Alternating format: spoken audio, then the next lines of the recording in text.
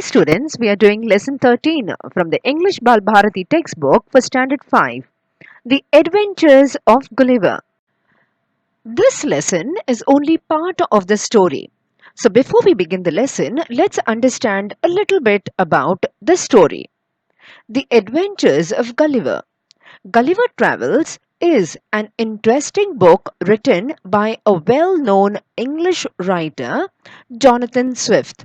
So, this particular part of the story that is taken as this lesson number 13 is from the famous book Gulliver Travels, and it is written by a very well known, that is, very famous English writer, Jonathan Swift, in which he describes the voyages of Gulliver to various lands like Lilliput and Brobdingnag. So, voyages. What is a voyages? Voyages means a big long trip. Okay, to faraway lands. Those are called voyages. And in those days, people would travel on ships to places because there were no other means of transport, like there were no planes and all that, so people had to travel by ship. So here Jonathan in this book describes Gulliver's voyages to various lands like Lilliput and Brobdingnag. Now, though the character of Gulliver and these strange sounding lands are imaginary. Imaginary means they are not real. Okay, this is what the author has created from his mind. So, not only the character Gulliver, but also the strange names, the strange lands, they are all his fragment of imagination. So, he has written everything through his experience and imagination, but they are, none of them are real. And Gulliver's experience and adventures are written so well that they seem real and true to life. So, this particular adventures of Gulliver, that is in the whole book, the whole story is written so well that we really feel, that there was a person called Gulliver and he did travel and he had voyages and he did travel to all these strange places. So, we feel so real while reading about this. As today's lesson is only part of the story, let us first understand the background of the story, where the story is set. So, Gulliver, the story tells us. So, according to the story, Gulliver worked as a surgeon on ships. Okay, so he's a surgeon. Surgeon is a doctor who can perform operations. Okay, he can do surgery. So, he worked on the ships, and as such, he made several voyages. Because he worked on the ships, he made several voyages. I told you, voyages are journeys. Voyages are big, long trips that people used to make in those days. And in those days, people had to travel by ships. Now, this particular story is set in May 1699. So, in May 1699, he sailed on the ship the Antelope. Now, all ships were given names. Okay, so this particular ship was given the name the Antelope. And on the return journey, so that means the ship had sailed to where it had to go, and while returning, while coming back on the return journey in November. Now remember that they had sailed in May, okay, and they were returning in November. A violent storm sank his ship. Okay, so violent. What is a violent? Something which can destroy. Storm. Storm is where there is thunder, lightning, and the sea becomes rough. All those who have visited the seaside will know. Sometimes the sea is very quite calm, but sometimes the sea is very rough. That is, there are big waves coming. Okay, so there was a violent storm. Okay, so rain, thunder, and the sea becoming rough. There is a lot of wind. Okay, so there is a lot of destruction. Okay, lot of damage that happens because in those days the ships were not so well equipped as they are now. Now the ships can withstand a lot of violent storms and anything that happens in the sea, but in those days it was not so very well, the ships were not so very well equipped, so therefore a violent storm sank his ship. Now sank means going into the water, so that is called sinking, sank. So the ship sank. This violent storm sank his ship, and Gulliver swam to save his life. Okay, so once the ship, it gets broken down, isn't it? And when the ship goes down, you have to swim. No, so he started swimming. Okay, to save his life. You have to save his life. No, or you'll also die. You'll also get drowned in the water, and you'll also die. So he started swimming. Now, late in the evening, he found himself marooned on a strange land. Late in the evening means very when it was nearly nightfall, very dark. Okay, and he found himself marooned. Marooned means there was nobody. Okay, so he found himself just lying over there on a strange land. He when he looked, there was like it was so strange. He found strange things. Weak and exhausted. Weak means he did not have any strength now, because you know that he swimming takes a lot of effort from our body. So he was weak now. He was weak, that is not very strong. Weak and exhausted. Exhausted is the other word for tired. So he was very tired, and so he slept for about 9 hours. So when you are very tired, when you are exhausted, when you are weak, as soon as you just lie down also, you fall asleep. So he fell asleep, and how many hours did he sleep? He slept for 9 hours, and it was daylight when he woke up. So remember that he had reached that particular land in the evening, late in the evening, and he slept for 9 hours. So 9 hours means then it was the next morning. So it was daylight when he woke up.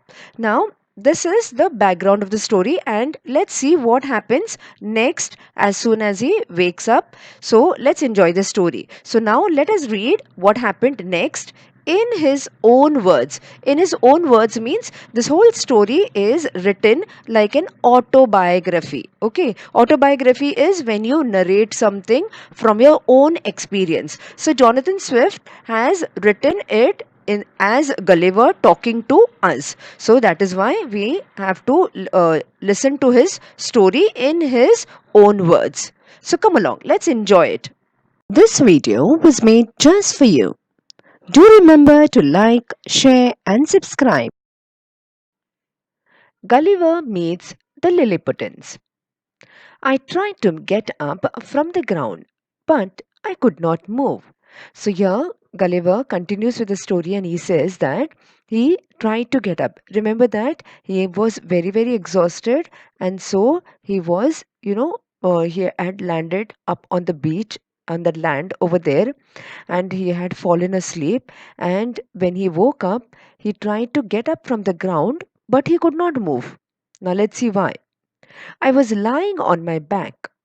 Then I found that my arms and feet were held down to the ground with strings. Held down means something was holding it down. And what was holding it down? His hands and feet were held down with strings. What are strings? Thick threads are called strings. They are not as big or thick as ropes, but they are little thicker than the threads. So the thread that we use, so little thicker than the thread, are called strings. So there were strings holding him, and that were tied to his arms and feet. My hair, which was long, was held down in the same way. So his hair also was held down in the same way, means with the help of the strings.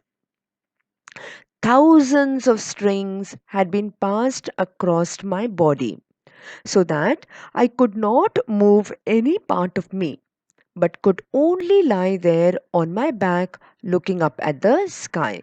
So they were not one or two strings that were passed or held him, but there were thousands and thousands of strings that were passed on his whole body.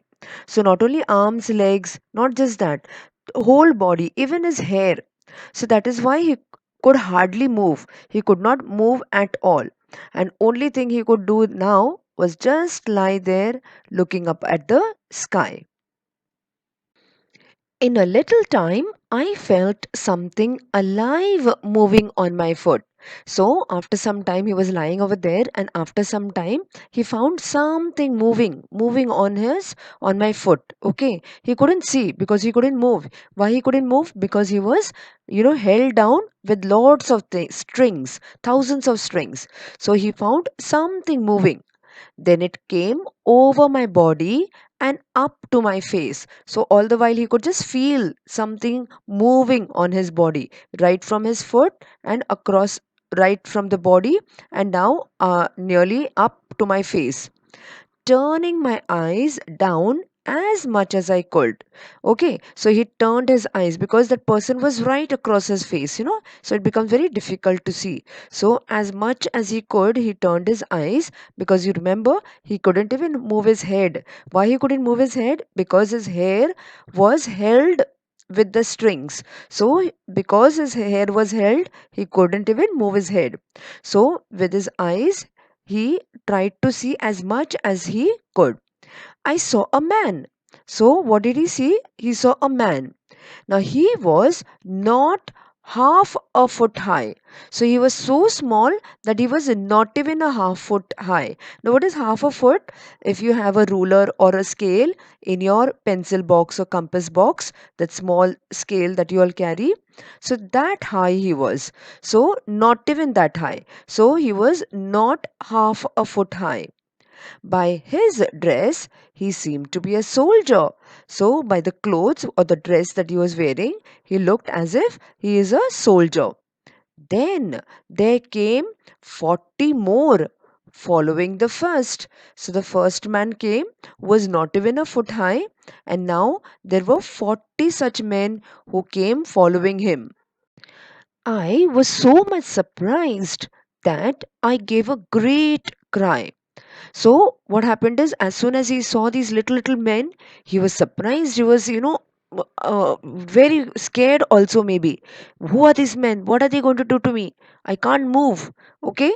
So he gave a loud cry, a great cry. So cry means to shout or, make sounds from your mouth. So he gave a great cry. Then they all ran back in great fear. So they also got scared. Okay, because he made such a big noise that they got so scared because they were such tiny people, no? So they got scared and they ran away from them. And as I was told later, some of them were hurt in jumping down from my side onto the ground. So some of them jumped so fast, so quickly, and for them, such small men, so it was a great height. So they jumped that day. Some of them were very, very badly hurt. Now let's find out what happens further. Gulliver attempts to pull free. After pulling very hard, I got one arm up from the ground. So he tried his best to free himself, and after trying very, very hard, trying for a long time, he could actually free his one arm. Okay, one hand. So he could free his arm. He pulled it out from the ground. I also raised my head. So he tried to, lift his head up. This gave me great pain, for many of my hairs were pulled out. So remember that what these little men, the Lilliputians, what they had done, they had even pinned his hair to the ground. They had put strings to the hair also to to the ground. So it was very difficult. But somehow when he tried to lift his hair, some of the hair was pulled out, and so he was in great pain. I put out my hand to catch some of the little men. So, put out means he stretched out his hand to catch some of them. There were 40 of them, remember. So, he tried to catch some of them. He couldn't understand who they are and why they want, what they want from me. Are they going to hurt me? So, he just stretched out his hand, put his hand out to catch some of them. But they ran away before I could close my hand on them. Remember that he is tied up. So he before he could even close his fist, to catch them, they ran away. Then I heard a noise and felt a pricking in my hand like that of 1,000 needles. Okay, so he heard a noise and later on he felt pricking sound, pricking feeling. What is pricking? Pricking is when a nail pokes you or a small needle pokes you, so you get that hurt, so that is called the pricking feeling. So he felt as if he was being pricked with 1,000 needles, not one two but lot of needles. So 1,000 needles means you'll feel hurt, you'll feel pain.